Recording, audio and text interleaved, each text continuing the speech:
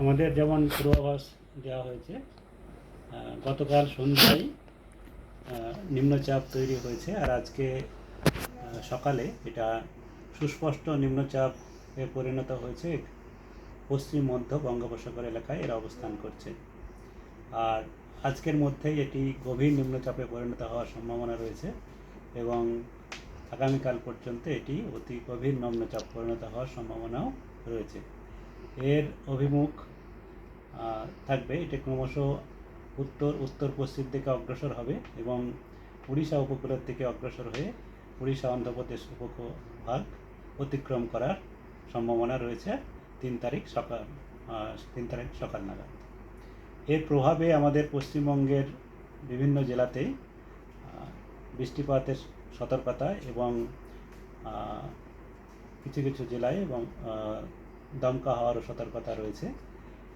মূলত আমাদের প্রথমে সবথেকে বড় যেটা সতর্কতা, সেটা হচ্ছে আমাদের মৎস্যজীবীদের জন্যে আগে থেকেই বলা হয়েছে আজকে থেকে 3 তারিখ পর্যন্ত সমুদ্রে যেতে মানা। কারণ আমাদের উত্তর বঙ্গোপসাগর এবং মধ্য বঙ্গোপসাগর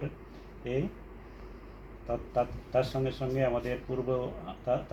আমাদের উড়িষ্যা এবং পশ্চিমবঙ্গ উপকূলভাগ অঞ্চলেও দমকা হাওয়া 40 থেকে 50 সর্বোচ্চ 60 কিলোমিটার আওয়ার পর্যন্ত যেতে পারে।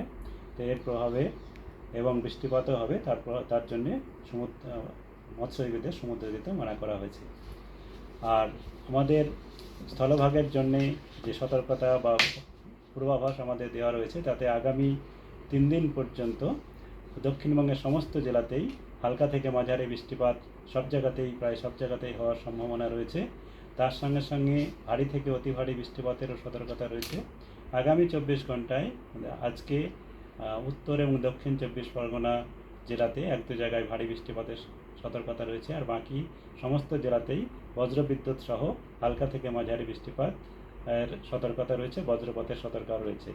কোথাও কোথাও বজ্রপাতের সঙ্গে সঙ্গে দমকা হাওয়াও 30 থেকে 40 কিলোমিটার পর্যন্ত যেতে পারে। আর আগামীকাল সবথেকে বেশি প্রভাব থাকার সম্ভাবনা এই নিম্নচাপের প্রভাবে। আগামীকাল আমাদের দক্ষিণবঙ্গের সমস্ত জেলাতেই হালকা থেকে মাঝারি বৃষ্টিপাত, তার সঙ্গে সঙ্গে ভারী থেকে অতি ভারী বৃষ্টিপাত এর সতর্কতা রয়েছে দক্ষিণ 24 পরগনা, পূর্ব পশ্চিম মেদিনীপুর জেলাতে। তার পার্শ্ববর্তী জেলা আমাদের উত্তর 24 পরগনা,